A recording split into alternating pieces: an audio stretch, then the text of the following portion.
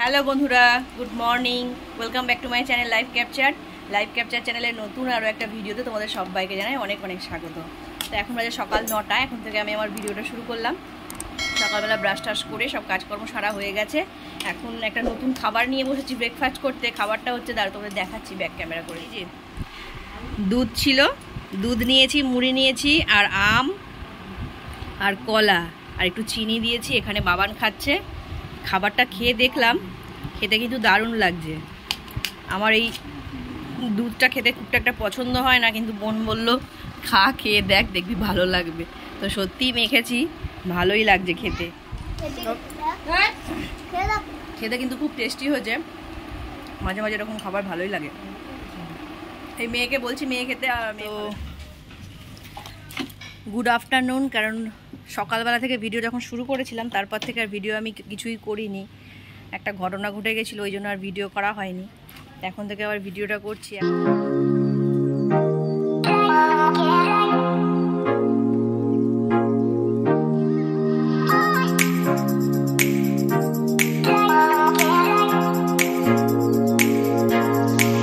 তো আমরা এখন যাচ্ছি হংসেশ্বরী মন্দিরে। আমাদের এটা হঠাৎই প্ল্যান হলো, বোন আমি আর মেয়ে বেরিয়ে পড়েছি।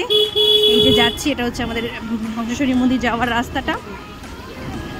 আসলে মেয়ে বললো কত বড় 200, মানে আমাদের এই মন্দিরটার প্রতিষ্ঠা দিবস আজকের দিনে 212 বছর আগে প্রতিষ্ঠা হয়েছিল। তো সেই জন্য এখানে সেই উপলক্ষে এখানে খুব সুন্দর সাজিয়েছে। তাই বললো চলো মাসি ঘুরে আসি, তাই আসা।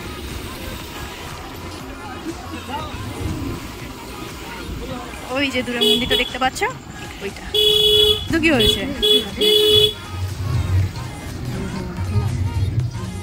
আমরা মন্দিরে চলে এসেছি। এটা হলো মন্দিরে ঢোকার গেট। অনেকটা জায়গা নিয়ে এই মন্দিরটা অবস্থিত। আর আমাদের হংসেশ্বরী মা খুব জাগ্রত। কোনোদিন দিনের বেলা এলে তোমাদের সাথে ভালো করে ঘুরে দেখাবো চারপাশটা। এটা হুগলি জেলার বাঁশবেড়িয়াতে অবস্থিত। এই মন্দিরের সাথে অনেক ইতিহাস জড়িয়ে আছে। এই মন্দিরের ইতিহাস সম্পর্কে আমি যেটুকু জানি, চলো তোমাদের সাথে সেটা শেয়ার করি। রাজা রামেশ্বর রায়ের প্রপৌত্র নৃসিংহদেব রায় এই মন্দিরটি নির্মাণের কাজ শুরু করেছিলেন, কিন্তু 1802 খ্রিস্টাব্দে তিনি মারা যাওয়ার পর এর কাজ অসম্পূর্ণ থেকে যায়। তারপর তার দ্বিতীয় স্ত্রী রানী শঙ্কর এই মন্দিরটির কাজ সম্পন্ন করেন। 70 ফুট উচ্চতার দক্ষিণমুখী এই মন্দিরটির 13টি চূড়া রয়েছে। 8 কোণে 8টি, মধ্যখানে 4টে, কেন্দ্রস্থলে 1টি। প্রত্যেকটা চূড়ার শীর্ষভাগ মোচাকৃতি পদ্ম কোরকরূপী। মন্দিরের গর্ভগৃহে নীলপদ্মের উপর রয়েছেন অষ্টদল পদ্ম, তার উপরে রয়েছেন মহাকাল। আর তারই হৃদয় থেকে উঠে আসা দ্বাদশ দলপদ্মর ওপরে এক পা মুড়ে কুণ্ডলিনী শক্তিরূপে বিরাজ করছেন দেবী হংসেশ্বরী মাতা।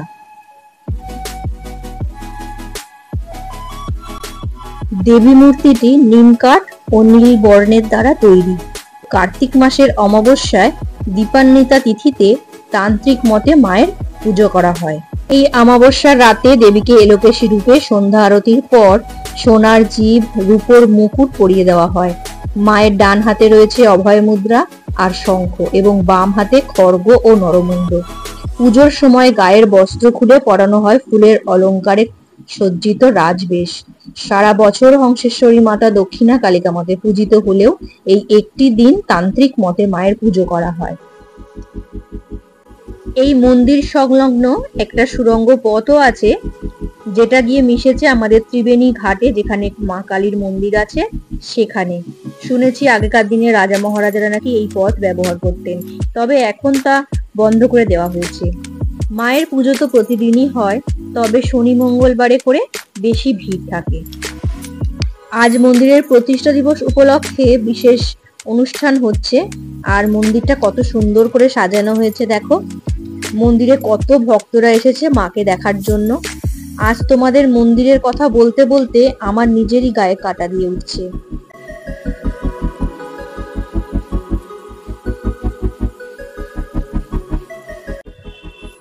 বিশ্বাস করবে না, এখানে যতক্ষণ আমরা বসেছিলাম ততক্ষণ মনে একটা শান্তি বয়ে যাচ্ছিল।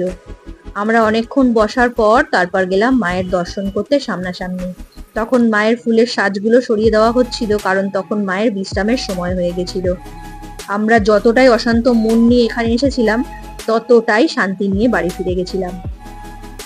তো সন্ধ্যাবেলা আমরা মন্দির থেকে ঘুরে চলে এসেছিলাম, তারপর আর ভিডিও অন করিনি। হ্যাঁ তোমাকে দেখাও, এই যে বাবান এখন বলছে আমাকে একটু দেখাও। এই যে বাবানের খাওয়া হয়ে গেছে।